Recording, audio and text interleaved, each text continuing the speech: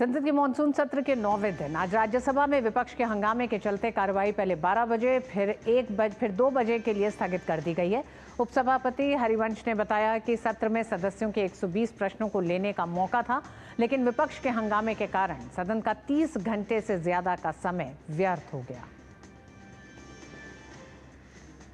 In this session, we had opportunity to raise 120 questions. 120 0 hours and 120 special mentions, where else only 11 questions, 3 0 hours and 17 special mention could be done. Total time lost was 30 hours and 6 minutes.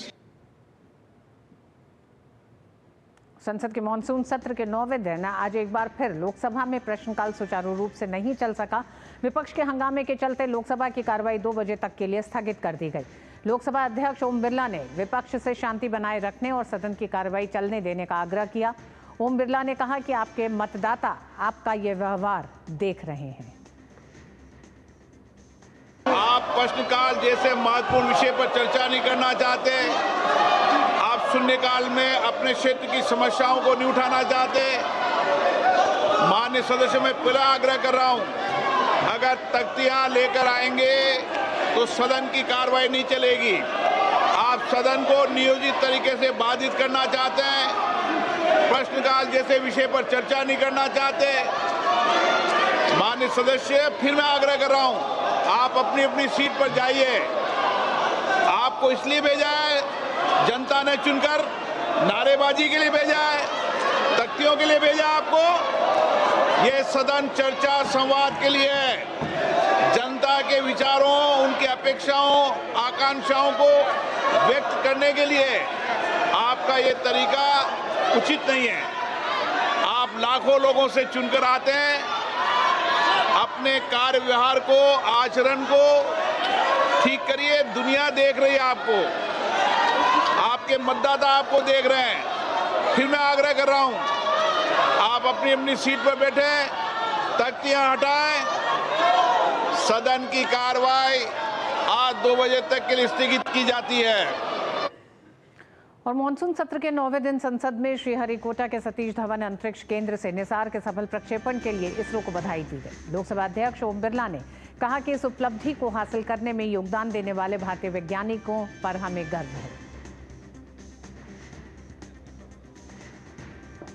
माननीय सदस्यगण, दिनांक 30 जुलाई 2025 को श्री हरिकोटा स्थित सतीश धवन अंतरिक्ष केंद्र GSLV F-16 rocket के माध्यम से NASA ISRO synthetic aperture radar satellite का सफलतापूर्वक प्रक्षेपण किया गया है। ये अपनी तरह का पहला मिशन है जिसके माध्यम से इस उपग्रह को सूर्य समकालिक ध्रुवीय कक्षा में स्थापित किया गया है। इस उपग्रह को माइक्रोवेव इमेजिंग के उद्देश्य से भारत के इसरो और US के नासा द्वारा संयुक्त रूप से विकसित किया गया है। इस मिशन का उद्देश्य वैश्विक लैंड इकोसिस्टम तथा समुद्री क्षेत्रों का अध्ययन करना है। हमें अंतरिक्ष वैज्ञानिकों की इस उत्कृष्ट उपलब्धि पर अत्यंत गर्व है। ये सभा इस सफलता के लिए भारतीय अंतरिक्ष अनुसंधान संगठन के वैज्ञानिकों की टीम को बधाई देती है और उनके द्वारा भविष्य में किए जाने वाले प्रयासों में के लिए सफलता की कामना करती है। और संसद की कार्रवाई में 9वें दिन भी विपक्ष का हंगामा जारी रहा। इस पर और बात करने के लिए ऋषि कुमार हमारे साथ संसद भवन से जुड़ गए हैं। ऋषि, संसदीय कार्रवाई में विपक्ष की भूमिका और अगर हम ये बात करें प्रश्नकाल, ये माना जाता है कि मतदाताओं की समस्याओं के हल ढूंढने के लिए है और विपक्ष का सरकार को घेरने के लिए भी, तमाम सवालों को लेकर। ऐसे में अगर प्रश्नकाल ही नहीं चल रहा और दोनों सदनों में, राज्यसभा में उपसभापति ने इस पे अपना दुख जताया और बताया कि किस तरह से 30 घंटे अभी तक व्यर्थ गए हैं पूरे एक हफ्ते में। वहीं दूसरी तरफ लोकसभा अध्यक्ष का कहना है कि नारेबाजी के लिए और तख्ती लेके भेजने के लिए आपके मतदाता आपको नहीं भेजते, आपका मतदाता देख रहा है कि आप क्या कर रहे हैं। तमाम हिदायतें, तमाम हवाले दिए जा रहे हैं, लेकिन विपक्ष शायद अपने इस पूरे आचरण को बदलने के लिए अभी तो तैयार नहीं दिखता।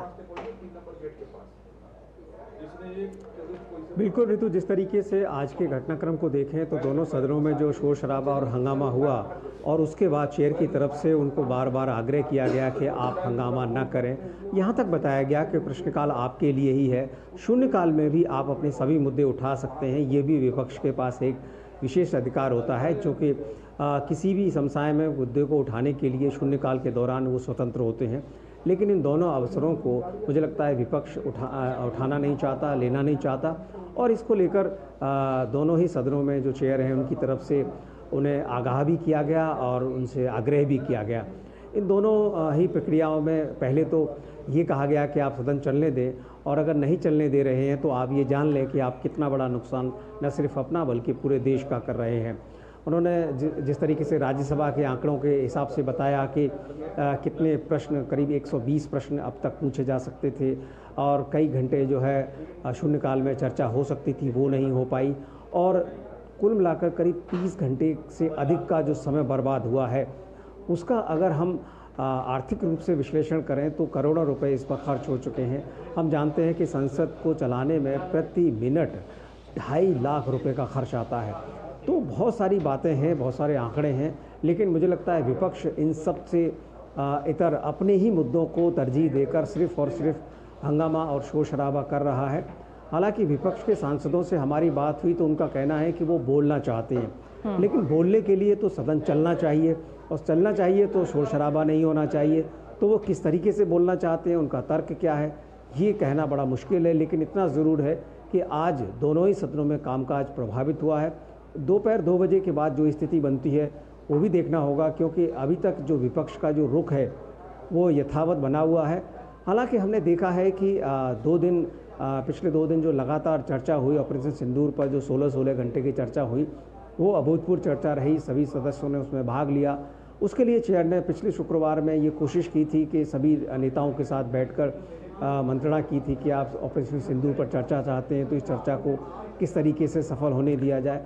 अब चेयर की तरफ से पहले सदनों में, दोनों ही सदनों में कहा गया कि आप किस तरीके से नुकसान कर रहे हैं। देखना होगा कि 2 बजे क्या स्थिति बनती है और सदन कितना आगे बढ़ पाता है, क्या कामकाज हो पाता है। ऋषि, ऑपरेशन सिंदूर पर चर्चा का आपने जिक्र करा, तो विपक्ष लगातार इस मांग को कर रहा था। मॉनसून सत्र की शुरुआत से पहले विपक्ष ने अपना स्टांस बहुत साफ किया था कि वो ऑपरेशन सिंदूर पर सरकार से कुछ जवाब चाहता है, जिसके लिए वो सबसे पहले तो इस पे चर्चा चाहता है, उसके बाद कोई विधायी कार्य हो, जिसको कि सरकार ने माना। तो ये नहीं कहा जा सकता कि विपक्ष अगर मांग करता है तो सरकार उस पर तैयार नहीं होती।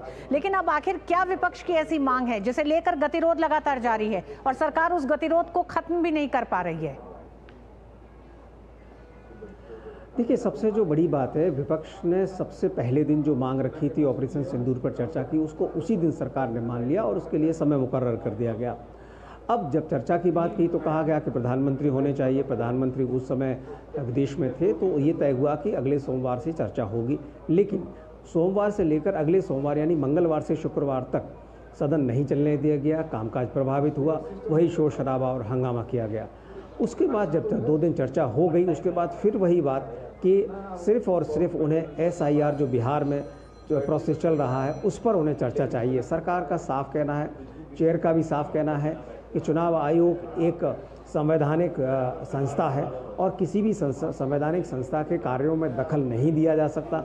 यहाँ तक कि सुप्रीम कोर्ट ने भी इस मामले में जितने भी अपील दायर हुई हैं उस सब में ये कहा है कि जो काम चुनाव आयोग कर रहा है हम उसे नहीं रोक सकते। ये उनका काम है कि जो भी मतदाता सूची है उसको सही किया जाए, उसको करेक्ट किया जाए। अगर उसमें त्रुटियां हैं, गड़बड़ियां हैं तो उससे सुधारना उन्हीं का काम है। लेकिन हाँ, अगर कोई शिकायत है तो सुप्रीम कोर्ट ने भी कहा कि आप हमारे संज्ञान में लाइए हम उसको करेक्ट कराएंगे। तो जो प्रोसेस है उसको आप न तो सुप्रीम कोर्ट रोक पा रहा है क्योंकि वो संवैधानिक प्रोसेस है, और इसमें सरकार ने और चेयर ने दोनों ने साफ कर दिया है कि ये उनके दायरे में नहीं है। और जब इस तरीके की चीज़ें जो उनके दायरे में नहीं है, जब संवैधानिक प्रक्रियाओं पर चर्चा नहीं हो सकती है, उस पर अगर आप अड़ेंगे तो निश्चित तौर से गतिरोध बना ही रहेगा। अब इसमें देखना होगा कि विपक्ष और सत्ता पक्ष के बीच में क्या कोई बात आगे बढ़ती है, क्योंकि आज उपसभापति ने राज्यसभा में एक संकेत दिया कि आप जिन मुद्दों पर चर्चा करना चाहते हैं और कराना चाहते हैं, क्यों नहीं आप सीधे बात कर लेते। तो ये संकेत था। मुझे लगता है इस सप्ताह कुछ कोशिश हो सकती है कि कोई बीच का रास्ता निकले, लेकिन फिलहाल एक मुद्दे को लेकर डेडलॉक बना हुआ है और इस मुद्दे का हल क्या होगा अभी ये किसी को नहीं पता, और इसी वजह से गतिरोध बना हुआ है। जी, बहुत बहुत धन्यवाद ऋषि, पूरी जानकारी के लिए धन्यवाद। और खबरों में आगे बढ़ते हैं। जिस तरह से हमने बताया कि मानसून सत्र का आज 9वां दिन है। राज्यसभा में कल भी ऑपरेशन सिंदूर पर हुई चर्चा में गृह मंत्री अमित शाह ने कहा कि नरेंद्र मोदी सरकार के शासनकाल में जम्मू कश्मीर आतंकवाद से मुक्त होगा। गृह मंत्री ने कहा कि ऑपरेशन सिंदूर के माध्यम से आतंकवादियों और पाकिस्तान को कड़ा जवाब दिया गया है। वहीं पाकिस्तान की मारक क्षमताएं नष्ट कर दी गई और उसे घुटने टेकने पर विवश कर दिया गया। गृहमंत्री ने ऑपरेशन महादेव की सफलता के लिए सशस्त्र बलों और सुरक्षा एजेंसियों की भूमिका की सराहना की, जिसमें पहलगाम आतंकी हमले में शामिल 3 आतंकवादियों को मार गिराया गया। उन्होंने कांग्रेस पर वोट बैंक और तुष्टीकरण की राजनीति के लिए आतंकवाद के प्रति नर्म रुख अपनाने का आरोप लगाया। वो संदेश देना चाहते थे कि टेररिज्म से मुक्त हम कश्मीर को नहीं होने। मैं आज इस सदन से उनको संदेश देना चाहता हूं, जितना हो सके उतना प्रयास करना। कश्मीर आतंकवाद से मुक्त होकर रहेगा और होकर रहेगा। ये नरेंद्र मोदी का संकल्प। और मिड डे प्राइम में वक्त एक छोटे से ब्रेक का। मिड डे प्राइम में खबरें भी जारी रहेंगी। हमने अभी तक आपको बताया कि किस तरह से 17 साल के बाद मालेगांव ब्लास्ट पे जो बड़ा फैसला आया है, उसमें 7 आरोपियों को बरी कर दिया गया है। और इस फैसले को लेकर भारतीय जनता पार्टी अब कांग्रेस पर पुरजोर तरीके से हमलावर है, क्योंकि कांग्रेस वही पार्टी है जिसने 2008 के इस मालेगांव ब्लास्ट के बाद भगवा आतंकवाद जैसा एक शब्द गढ़ा, और इस शब्द के साथ उन्होंने सीधे सीधे आरएसएस और भारतीय जनता पार्टी को जोड़ा, जिसमें यह कहना था कि भगवा आतंकवाद में तमाम वो लोग संलिप्त जो पाए गए हैं, उनके कहीं ना कहीं तार जुड़ते हैं आरएसएस और भारतीय जनता पार्टी के साथ। इसे लेकर भारतीय जनता पार्टी तब भी हमलावर थी, और आज 17 साल के बाद जब उन 7 आरोपियों को बरी कर दिया गया है, तो एक बार फिर मुखर होकर और आक्रामक तरीके से भारतीय जनता पार्टी कांग्रेस पर हमलावर है। इस क्रोनोलॉजी को अगर हम समझे तो 2008 में मालेगांव ब्लास्ट हुआ। आइए सीधे लिए चलते हैं आपको भारतीय जनता पार्टी की प्रेस वार्ता में। आज एक बहुत ही ऐतिहासिक दिन है। हिंदू आतंकवाद को देश के ऊपर जबरन थोपने का जो कांग्रेस पार्टी का षड्यंत्र था, वो आज धराशायी हो गया। और ये बात हम बहुत जिम्मेवारी के साथ कहना चाहते हैं।